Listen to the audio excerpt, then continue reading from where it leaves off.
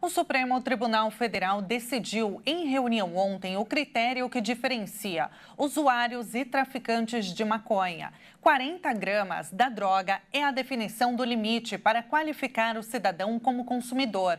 Mas o uso continua sendo ilegal. Vamos entender as motivações do STF na criação da medida com o delegado André Santos Pereira. Boa tarde, delegado. Seja muito bem-vindo. Boa tarde. Delegado, a primeira pergunta que eu quero te fazer é a seguinte: hoje, qual a distinção entre usuário e traficante da maconha e quais são as penas para cada um? Olha, atualmente, para o usuário não existe pena privativa de liberdade. Uma pessoa encontrada nessa circunstância, ela pode ter como punição uma advertência, uma prestação de serviço à comunidade ou a necessidade de participar de um curso educativo a respeito da lesividade das drogas. Isso é o que está previsto no artigo 28 da Lei de Drogas, que dá o tratamento ao usuário.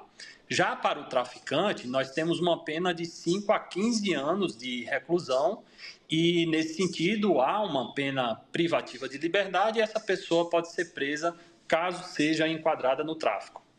Então, pelo que o senhor disse, a venda e o consumo da maconha, eles continuam sendo ilegais, mas o usuário identificado no momento do uso, ele não será submetido a um processo penal, né? Nem terá um registro na sua ficha criminal, por exemplo. É isso mesmo? A gente pode dizer que, sendo assim, isso é um caminho para a descriminalização dessa droga?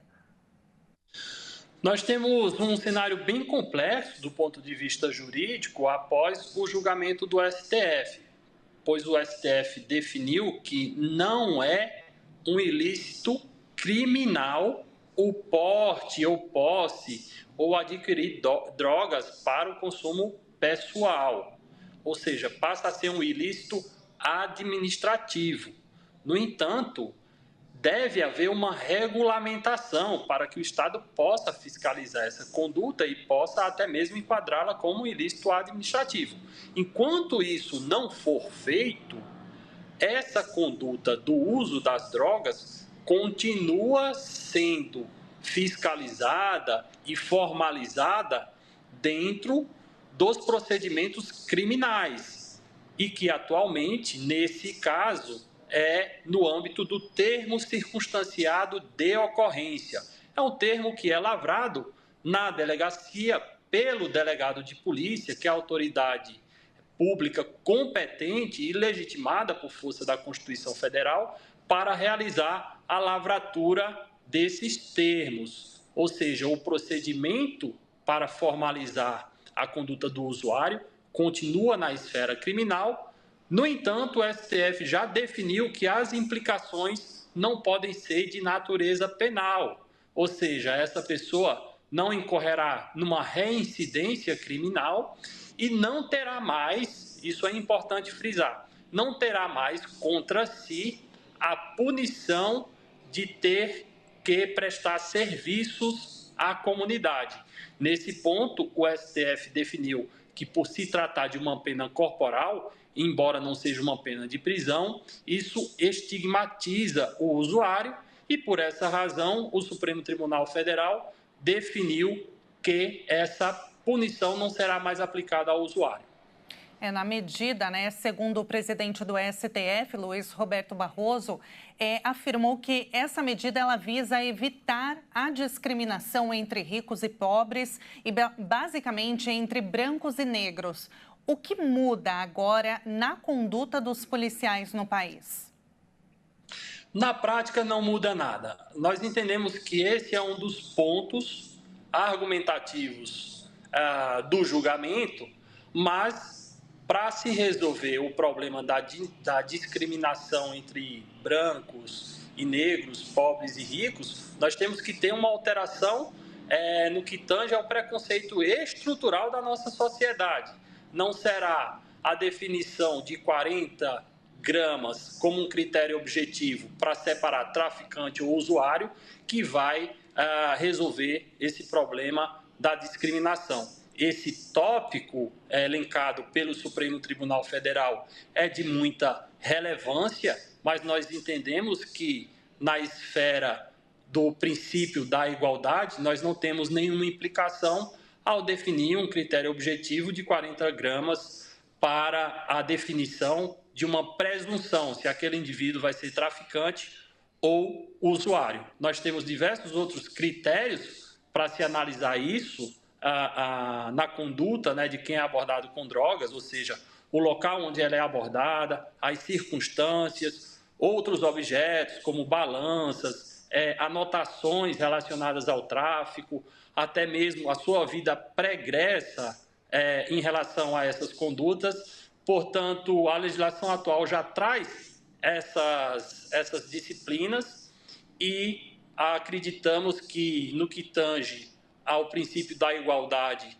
e do preconceito, nós temos que nos aprofundar em outra seara e não numa alteração pontual do Supremo Tribunal Federal. Isso não trará resultado no que tange ao preconceito estrutural da nossa sociedade. Na sua avaliação, delegado, essa decisão ela pode incentivar o uso da maconha ou de outras drogas? A partir do momento que você fala para a população que uma conduta deixa de ser crime, no inconsciente coletivo, podemos ter a noção de que isso passa a ser permitido. Embora o próprio Supremo Tribunal Federal tenha deixado muito claro que continua como uma conduta ilícita, porém é um ilícito administrativo, mas deixa de ser crime.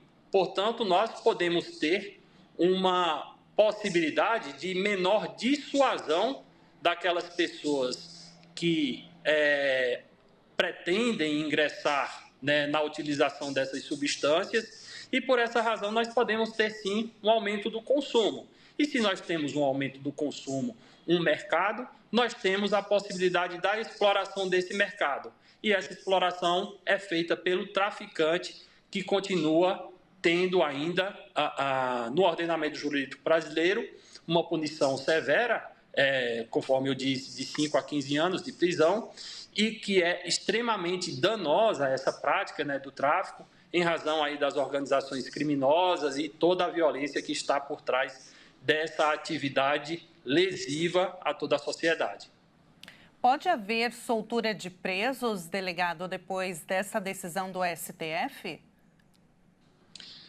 O STF vai regulamentar sua própria decisão, a princípio pelo CNJ, Conselho Nacional de Justiça, para orientar os juízes. Obviamente, se a gente tem hoje uma presunção daquele que é encontrado com uma quantidade de 40 gramas, né, de até 40 gramas, tem-se uma presunção de que ele seria o usuário, processos serão revistos, né, para que as defesas dessas pessoas que estejam presas pleiteiem aí a soltura dos seus clientes. Então, nós temos sim uma possibilidade de termos pessoas presas sendo soltas em razão da decisão do Supremo Tribunal Federal. Delegado, muito obrigada pela sua avaliação, pela entrevista. Foi realmente muito importante trazer o senhor aqui para dar o seu parecer sobre esse assunto. Eu que agradeço pela oportunidade. Muito obrigada, uma boa tarde.